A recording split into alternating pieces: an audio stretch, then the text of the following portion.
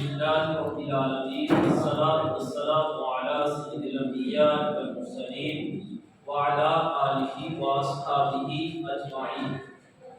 أما بعد فأعوذ بالله من الشيطان الرجيم. بسم الله الرحمن الرحيم. عزیز طلباء، ماہ رمضان المبارک میں ادارہ پیغام محبت کے امام پیغام رمضان تربیتی لیکچر دینے کا موقع مل رہا ہے. رب الجلال اس کی بارگاہ میں قبول فرمائے. آمین. ماہ رمضان المبارک ہے. کریم محبوب صلی اللہ علیہ وآلہ وصحبہ وسلم نے ارشاد فرمایا، ماہ رمضان المبارک میں 4 باتوں کی کثرت کرو. کتنی باتوں کی؟ 4 باتوں. حضور علیہ السلام نے فرمایا ان 4 باتوں کی کثرت کرو، اللہ تعالیٰ تمہارے ساتھ راضی ہو جائے گا.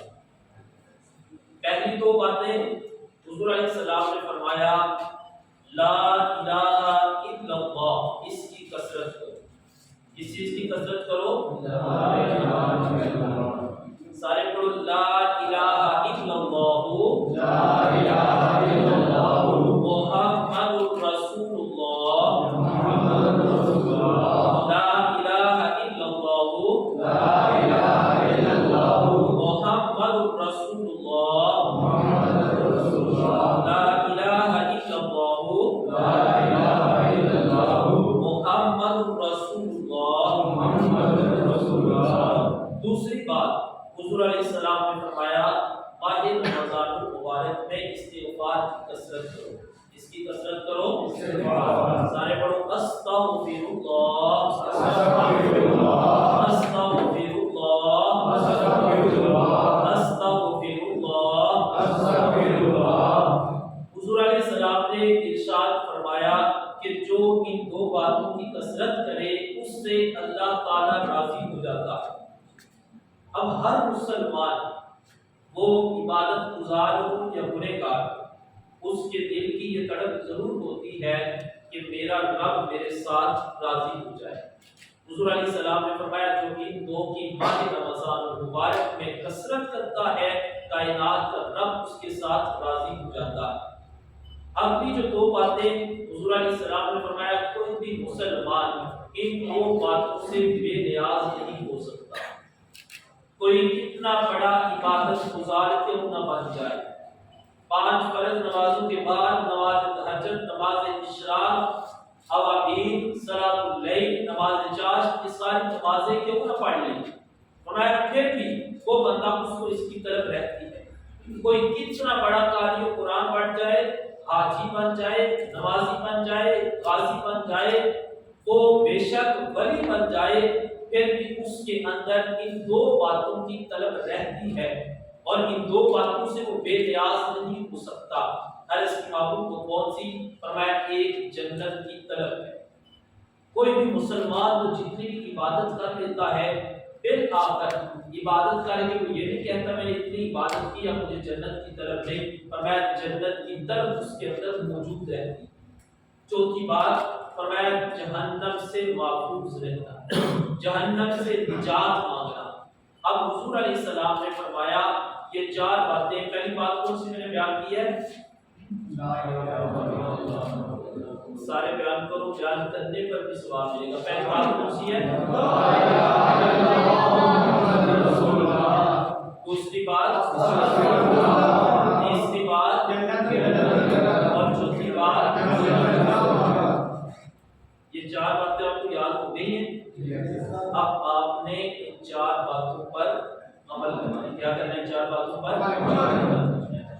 اس کے بعد آپ نے کوشش کرنی ہے کہ آپ نے اس پیغام کو دوسروں تک پہنچانا ہے.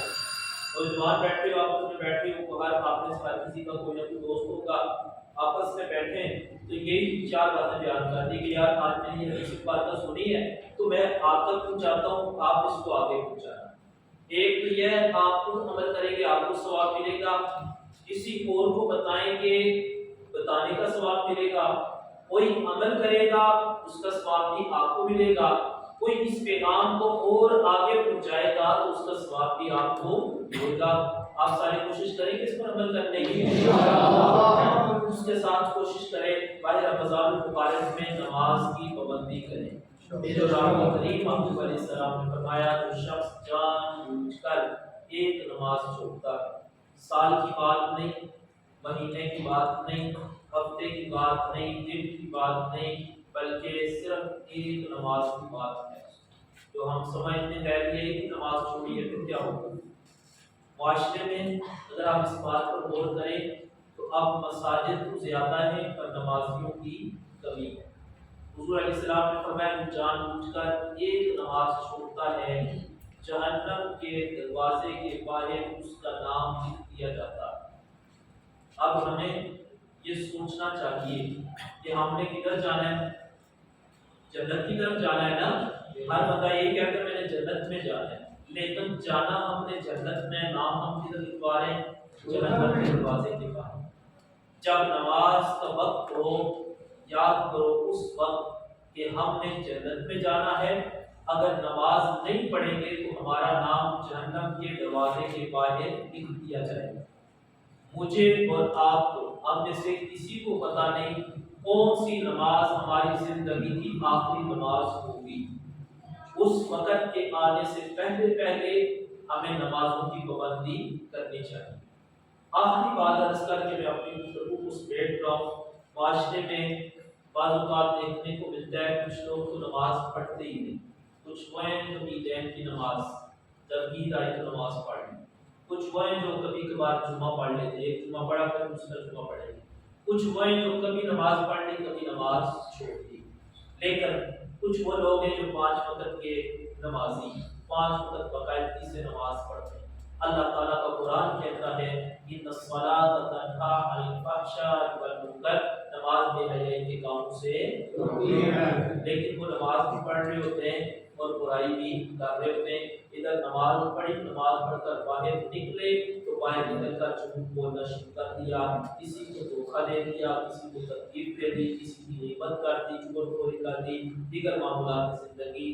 تو اب نماز برائی سے روکتی ہے لیکن وہ نماز پڑھ کر بھی برائی کر رہے ہیں۔ اس کے اسباب میں سے ایک سبب یہ ہے کہ ہم نے نماز کو سمجھا نہیں۔ جب نماز پڑھ رہے ہوتے ہیں ہم رسمی طور پر نماز پڑھتے ہیں، ہمیں پتہ نہیں ہوتا کہ جو لفظ ہم کہہ رہے ہیں ان کا معنی کیا ہے۔ اب اگر میں آپ سے پوچھوں کہ آپ میں سے کسی کو نماز ترجمے کے ساتھ آتی ہے، شاید کہ کوئی خوش قسمت ہو، اگر نہیں بیٹا کوشش کریں کہ نماز کو ترجمے کے ساتھ یاد کریں۔ ہمارا نماز کے اندر دل نہیں لگتا، اس کا سبب یہ ہے کہ ہم نے نماز کو کبھی سمجھ کر پڑھا نہیں۔